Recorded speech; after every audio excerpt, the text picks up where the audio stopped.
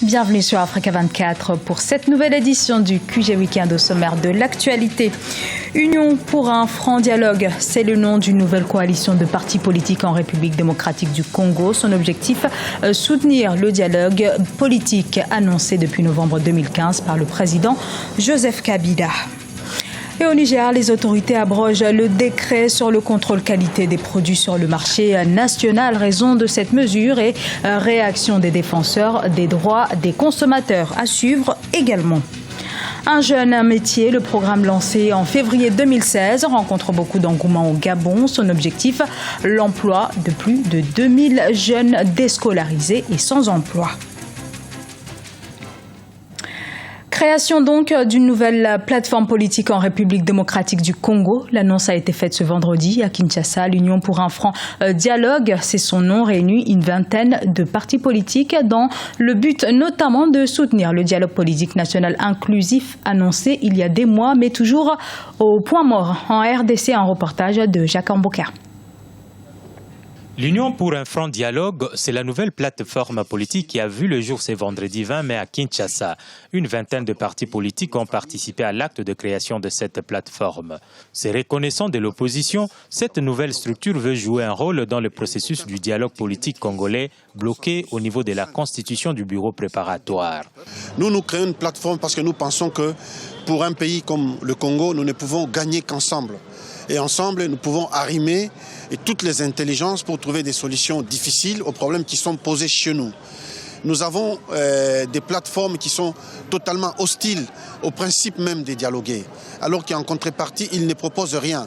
Mais nous ne sommes pas hostiles au principe des dialogués, ni au dialogue même. Mais ce dont nous demandons les contenus. Avant même de dire oui ou non, il faut savoir de quoi il s'agirait, de quoi parlerions-nous.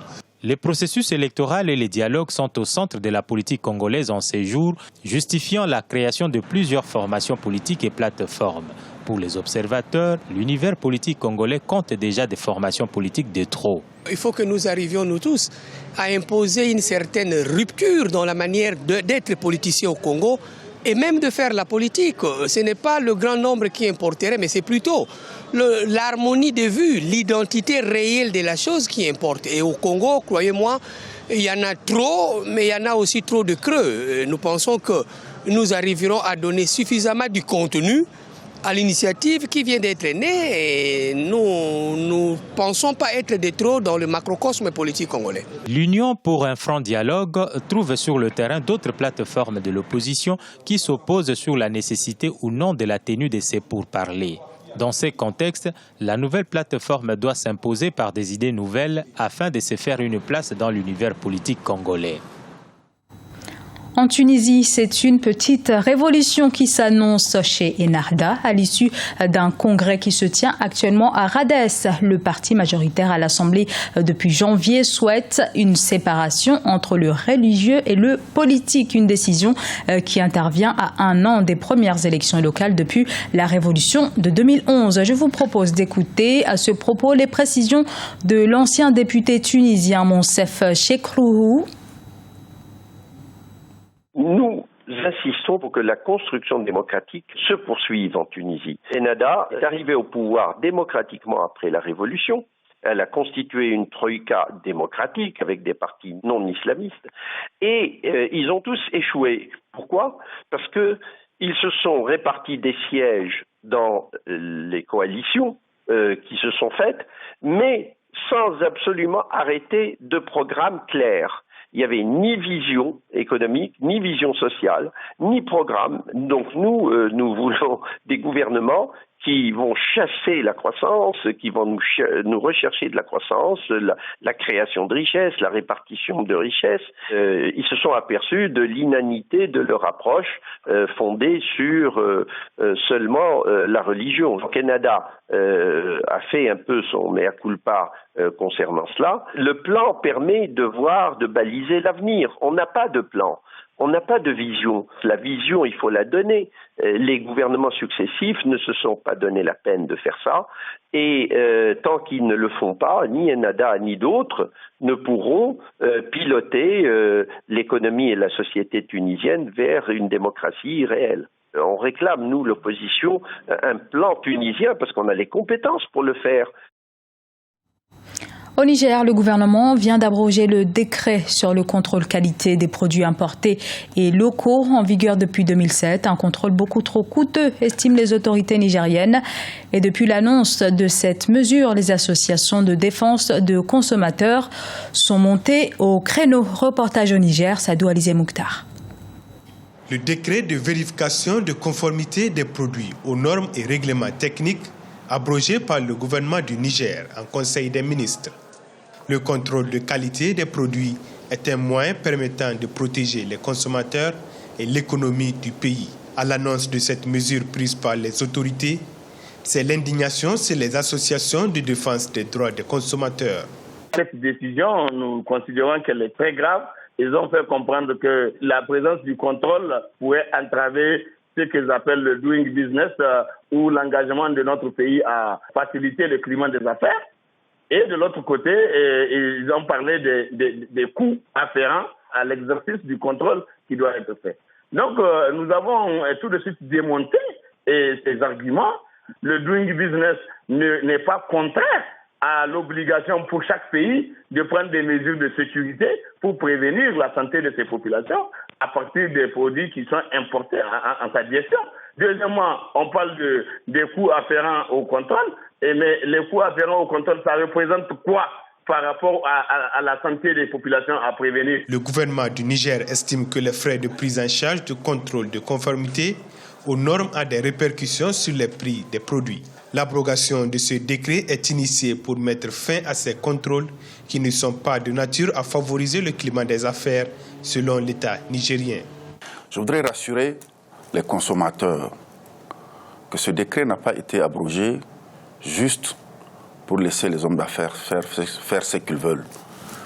Le chef de l'État, le président de la République, soucieux de garantir une bonne santé aux Nigériens, a d'ores et déjà donné des instructions fermes pour qu'un dispositif plus équilibré, qui prend en compte cumulativement les impératifs de l'amélioration des climats d'affaires et, d'une part, la protection adéquate des consommateurs, d'autre part, soit mise en place très rapidement. Face à cette décision qui pourrait être lourde de conséquences pour la santé des populations, les défenseurs des consommateurs nigériens entendent mener le combat pour amener le gouvernement à revenir sur sa décision. Au Gabon, 3 mois après son lancement, quel résultat pour le programme Un jeune, un métier, programme lancé par le gouvernement avec l'objectif d'offrir à 2500 jeunes gabonais des formations courtes et gratuites de 3 mois dans plus de 50 filières. On fait le point dans ce reportage de notre correspondant Douglas Ntoutoum. Le programme Un jeune égal un métier de l'existence à l'emploi, destiné à offrir à 2500 jeunes Gabonais désœuvrés des opportunités de formation aux petits métiers dans plus de 50 filières, est déjà opérationnel à Libreville. Ici, dans ce garage situé au quartier Plein Niger à Libreville, près d'une dizaine de jeunes suivent une formation accélérée d'une durée de 3 mois. Objectif, être autonome et s'assumer pleinement. C'est que le président a bien pu faire pour les jeunes, pour que les jeunes au moins puissent s'en sortir, pour qu'on ait au moins un diplôme à chacun, pour qu'on ne puisse pas au moins aller voler ailleurs. Ça se passe bien, on travaille, on nous apprend certaines choses sur, le moteur, les plaquettes de frein, comment changer les plaquettes de frein. Si les spécialistes reconnaissent le bien fondé de ce projet du gouvernement, il n'en demeure pas moins qu'en ce qui concerne certains secteurs tels que la mécanique, les 3 mois de formation fixés par l'État semblent insuffisants pour rendre les apprentis compétitifs. J'essaie de montrer aussi ce que je connais par rapport à ce que eux aussi peuvent utiliser ça pour leur vie pour demain, quoi. 3 mois, c'est pas insuffisant. Dans les 3 mois là, bon, pas tout qui peut, qui peut être fort pour monter un moteur, quoi, parce que il y a quelque chose qui sont un peu compliqué dedans, les fiches, tout ça là, donc c'est pas tout qui peut dans les 3 mois, c'est pas possible. Tant que moi, si le président il pouvait encore ajouter quand même 10 mois pour que quand même pourrait prendre à accompagner un peu, quoi, parce que c'est un peu compliqué. Selon le gouvernement, le programme Un jeune égal un métier a enregistré un total de 6000 candidatures sur les 2500 initialement attendus. Au Gabon, la Banque mondiale estime à 26% le taux de chômage des jeunes de 25 à 34 ans.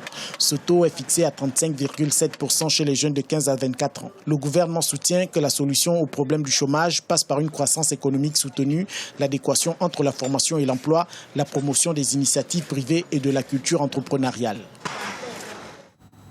C'était le journal de la rédaction. Merci de l'avoir suivi. Dans un instant, une nouvelle édition de l'information sur Africa 24.